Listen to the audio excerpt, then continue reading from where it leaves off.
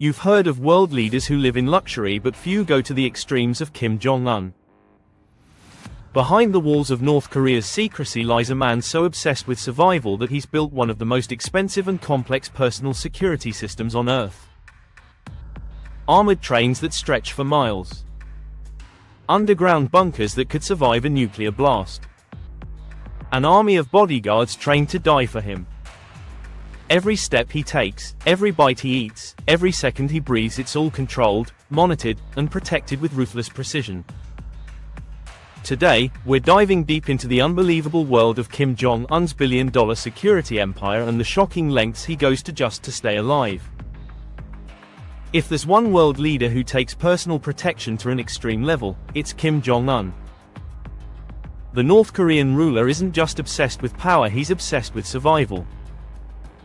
From underground tunnels and bulletproof trains to entire armies dedicated solely to protecting him, Kim's approach to security is unlike anything the world has ever seen. Let's dive deep into how Kim Jong-un spends billions to make sure nothing and no one can ever touch him. The cult of security begins at birth.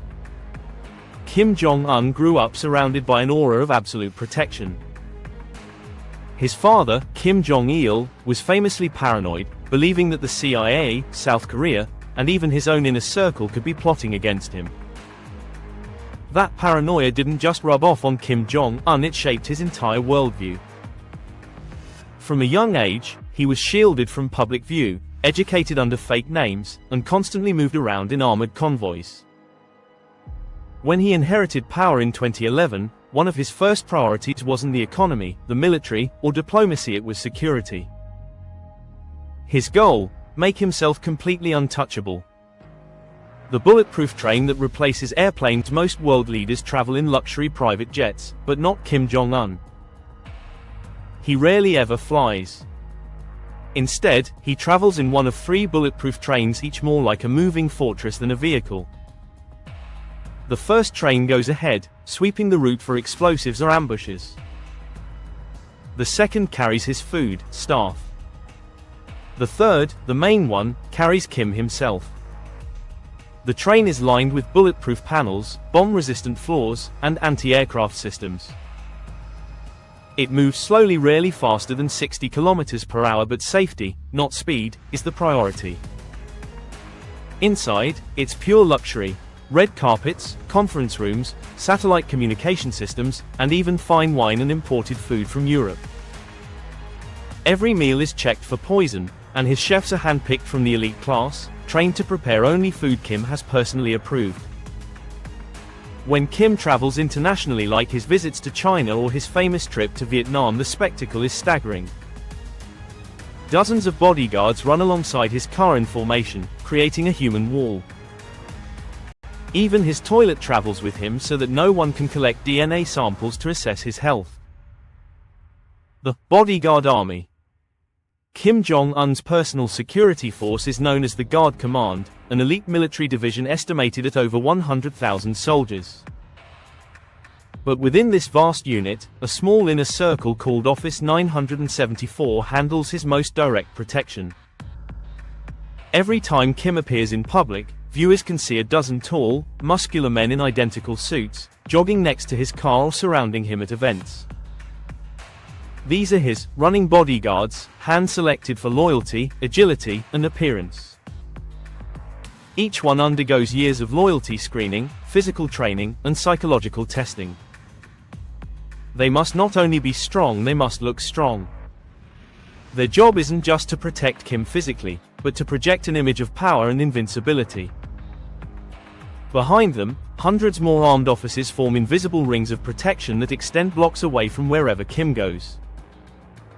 Snipers watch from rooftops, communication jammers block foreign signals, and soldiers disguised as civilians patrol the crowds. Fortress Pyongyang. Kim's main residence in Pyongyang isn't a single palace, it's a complex web of homes, bunkers, and escape routes.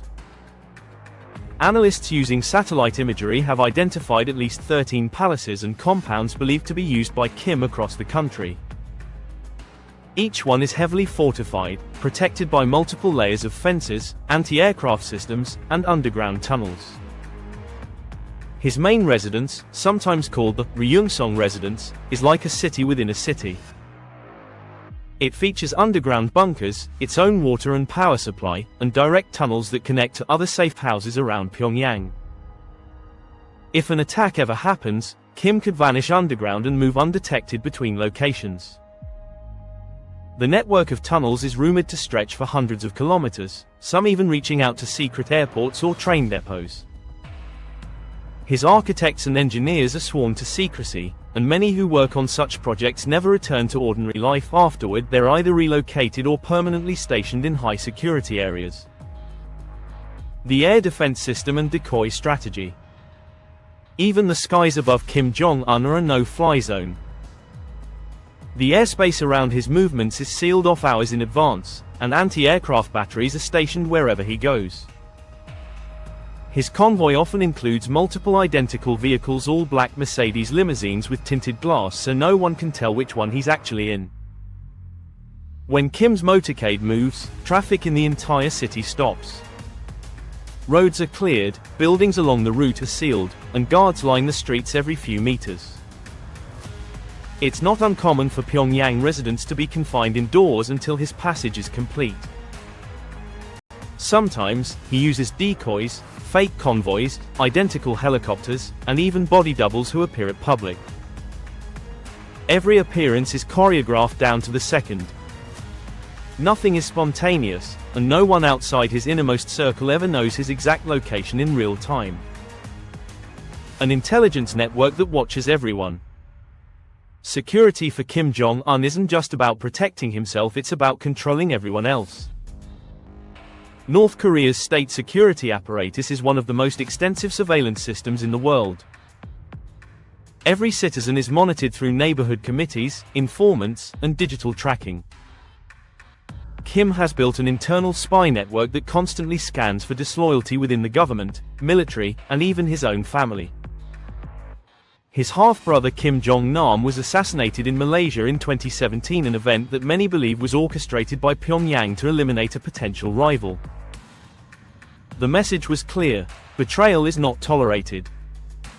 To fund this massive network, billions are diverted from state resources into secret accounts controlled by the regime. These funds fuel both his security and his lavish lifestyle, ensuring absolute loyalty from those who guard him. Luxury meet paranoia. Despite the intense fear of assassination, Kim lives a life of extreme luxury. Imported supercars, private yachts, French cognac, Rolex watches, and custom-built mansions, all of it surrounded by soldiers, scanners, and armored vehicles. Reports suggest that his armored Mercedes Maybach limousines are worth over $1 million each and were. He even owns luxury yachts large enough to host full-scale parties, yet every one of them is fitted with advanced radar, underwater sensors, and missile protection systems. Kim enjoys the finer things, but never without layers of control and caution. Even during leisure, his security detail never leaves his side. His every move, every breath, is guarded, tracked, and rehearsed. The price of paranoia. All of this protection comes at an astronomical cost. Analysts estimate that North Korea spends hundreds of millions to billions annually on Kim's personal security network alone, even as ordinary citizens face food shortages and blackouts. But for Kim, survival is the ultimate luxury. The more paranoid he becomes, the tighter the system grows, feeding itself in a cycle of power and protection. For Kim Jong-un, security isn't just a precaution, it's an identity. Every train, tunnel, and guard is a symbol of his dominance and his deep-rooted fear of losing it. Kim Jong-un's life is built around one goal: survival at any cost. His vast security empire is a reflection of that, a billion-dollar fortress made of steel, secrecy, and fear.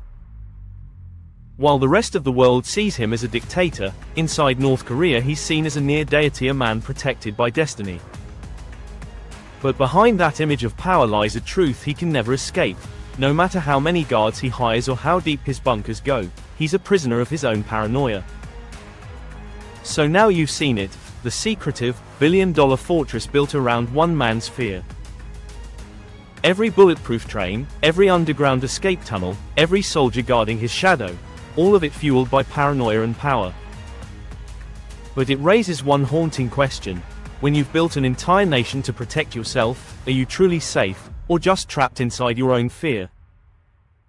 If you found this look inside Kim Jong-un's hidden world fascinating, make sure to like this video, subscribe for more deep dives into global power and secrets, and turn on the notification bell so you never miss what's next.